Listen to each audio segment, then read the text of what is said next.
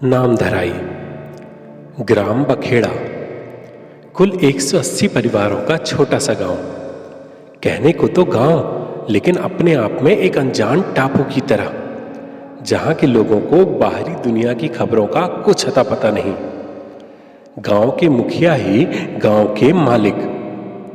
पाबंदी इतनी कि उनकी हवेली के सामने से कोई चप्पल जूते पहनकर या साइकिल पर चढ़कर गुजर जाए तो उसकी शामत आ जाए। हवेली के सामने से यदि किसी गांव वाले को निकलना हो तो वो अपने जूते चप्पल उतारे और उन्हें हाथ में लेकर निकले, अन्यथा क्या सजा मिलेगी उसकी कल्पना भी नहीं की जा सकती थी। गांव में ना रेडियो लाने की अनुमति थी, ना समाचार पत्र की। यानी गांव से बाहर की दुनिया गांव वालों को वही दिखाई जाती थी जो मुखिया चाहता था। गांव में ना बिजली ना पानी, सब कुछ प्राकृतिक। बहुत जरूरी हो और मुखिया की अनुमति मिल जाए तो गांव से बाहर जाने के लिए मुखिया के लठैत को साथ में ले जाना अनिवार्य था, लेकिन कुछ घंटों के लिए ही। उसकी भी अच्छी खासी कीमत मुखिया को चुकाने के बाद। गांव वालों को अपनी फसल केवल और केवल मुखिया को ही बेचने का आदेश था, वह भी उस कीमत पर जिस कीमत पर मुखिया ने कह दिया। यदि किसी ने कीमत के बारे में बोलने की गुस्ताखी की तो उसे उसकी बहुत बड़ी कीमत चुकानी पड़ती थी। गांव में पिछले कुछ वर्षों से तेंदुए का आतंक था। अब तक गांव के 17 लोगों को तेंदुए ने मार डाला था। इसलिए सूरज डूबने के बाद लोग घर से बाहर निकलने में डरते थे। 2 दिन पहले ही सुखिया तेंदुए का शिकार होकर अपनी जान गंवा चुका था। गांव में स्कूल नहीं था। सुखिया अपने लड़के को दूसरे गांव में स्कूल भेजना चाहता था। मुखिया के बार बार मना करने पर भी सुखिया अपनी जिद पूरी कराने के लिए मुखिया की हवेली आए दिन पहुंच जाता था।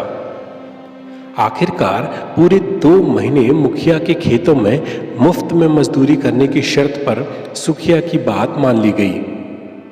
सुखिया 1.5 माह की मुफ्त मजदूरी ही पूरी कर पाया था कि एक रोज खेत से सीधे हवेली में मुखिया ने उसे बुला लिया। वहां से लौटने में रात हो गई और सुखिया तेंदुए का शिकार हो गया। ना सुखिया बचा और ना ही उसका लड़का स्कूल जा सका। गांव में जानकी और उसके पति धनिया के घर पिछले रोज से ही नामधराई के कार्यक्रम की तैयारियां चल रही थीं। सुबह के 4 बजे। जानकी, अजी सुनते हो, मुर्गा बांग दे रहा है, अब उठ भी जाओ। धनिया का नींद का नशा जैसे ही हटा, उसके सचेतन मन ने अचेतन मन पर विजय प्राप्त की। परिणामतः उसने आंखें खोल दी और बोला, बारिश बंद हो गई क्या?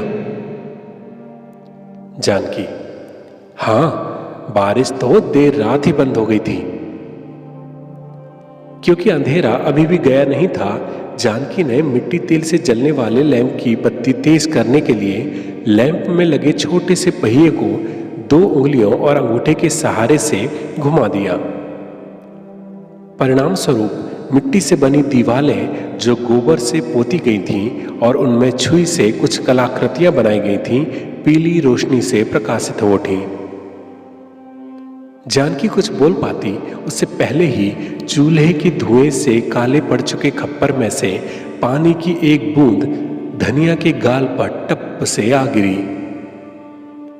इस आकस्मिक घटना से धनिया की आंखें कुछ क्षणों के लिए बंद हो गईं। जानकी ने धनिया का चेहरा देखा तो हंस पड़ी। उसने अपनी एक उंगली से धनिया के गाल पर लगे कत्थई रंग के टपके को पोंछा और अंगुली में आ चुके उस टपके को देखते हुए बोली, धुएं का काला रंग और खप्पर पर पुते गेरू का रंग मिलाकर ऐसा हो गया है कि पान में लगाकर किसी को दे दिया जाए तो देखकर समझ ना सकेगा कि टपका है या कत्था। धनिया जानकी की ओर देखकर मुस्कुराया और बोला, हां, तो आज अपने बिटवा के नाम धराई में मुखिया के पान में लगा के दे देना। जानकी, आपको भी बड़ा मजाक सूझता है। मुखिया को ही तो हमारे बिटवा का नामकरण करना है। यदि उन्होंने सुन लिया और ऐसा वैसा नाम रख दिया तो? धनिया, हमारे बिटवा ने उसका क्या बिगाड़ा है जो उसके साथ वो ऐसा करेंगे? जानकी, गांव के दूसरे बच्चों ने मुखिया का क्या बिगाड़ा था जो उन सबके नाम उन्होंने बिगाड़ दिए? वैसे क्या हम अपने बिटवा का नाम खुद नहीं रख सकते? धनिया, पगला गई हो क्या? अगर ऐसा किसी ने सुन भी लिया तो गांव में धुतकार दिए जाएंगे। जानकी कुछ देर के लिए शांत हो गई। धनिया ने नीम की लकड़ी उठाई और उससे दतून बनाकर खटिया पर बैठकर चबाने लगा। जानकी, पूरा गांव एक मुखिया के कहने पर चलता है। जो भी उसकी ना माने उसे मुखिया और उससे डरे हुए सारे गांव वाले यहां रहने ही ना दें। धनिया दतून चबाते हुए बोला, तुम भी सुबह सुबह हमारे बिटवा के नाम धराई के दिन ऐसी मनहूस बातें लेकर बैठ गई हो। अच्छा दिन है, कितने दिनों से आज के दिन की तैयारी कर रहे हैं। गांव भर के लोगों को खाना खिलाना है। आसपास के पड़ोसियों ने भी अपने घर लीप पोत लिए हैं। गांव भर के लोगों के बैठने के लिए अपने घर के दोनों तरफ के दो दो घरों के आंगन की बाड़ को भी पड़ोसियों ने खुद ही अलग कर दिया है, और तुम उन्हीं लोगों को भला बुरा कह रही हो। जानकी, मैं अपने पड़ोसियों की अच्छाई पर सवाल नहीं उठा रही। मैं तो मुखिया और उसका डर जो पूरे गांव वालों पर फैला है उसकी बात कर रही हूं। धनिया, माना कि इस गांव में तुम पढ़ी लिखी हो, लेकिन इसका मतलब यह नहीं है कि तुम सबको कुछ भी कहती रहो।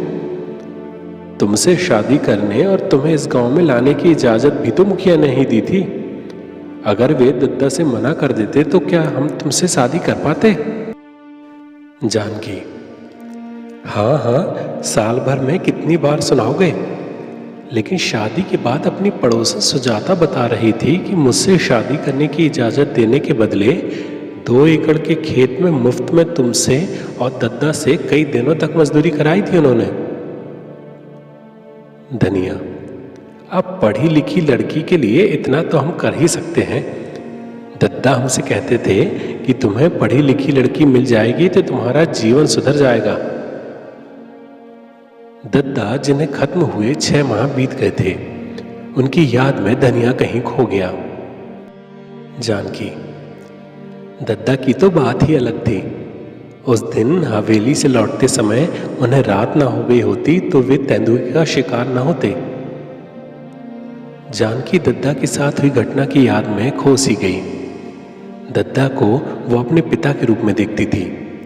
तभी पड़ोस से गाय के रवाने की आवाज ने दद्दा की यादों पर रोक लगा दी।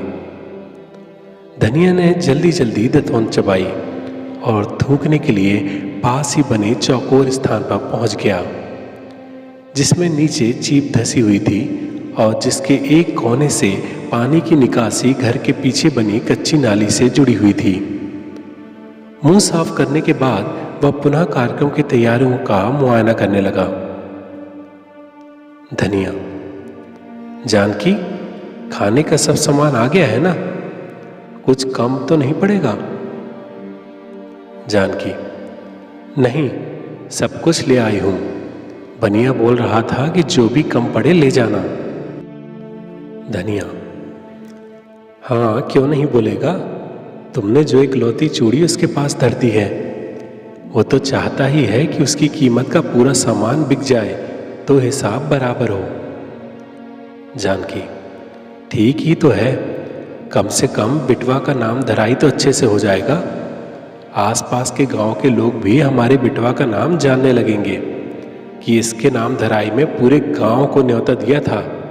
वैसे भी एक चूड़ी का हम करते भी क्या। धनिया, पहली चूड़ी दद्दा की 13वीं में गांव भर के लोगों को खाना खिलाने में धर दी थी। यह सोचकर धरी थी कि बाद में उठा लेंगे, उसे तो उठा नहीं पाए, अब उसकी जोड़ी भी चली जाएगी। जानकी: अब अगर यही बात करते रहोगे तो दिन निकल आएगा, फिर ना हम आंगन झाड़ पाएंगे और ना ही ढीग लगाकर आंगन को सजा पाएंगे। जानकी ने बात खत्म करते हुए किवाड़ के पल्ले के पीछे रखी झाड़ू को उठा लिया और बरछी से होते हुए आंगन में चली गई। आप सुन रहे हैं कहानी नामधराई, कुरीतियों के विरुद्ध एक महिला के संघर्ष की कहानी। आगे आप सुनेंगे आखिर क्या है नामधराई का रहस्य।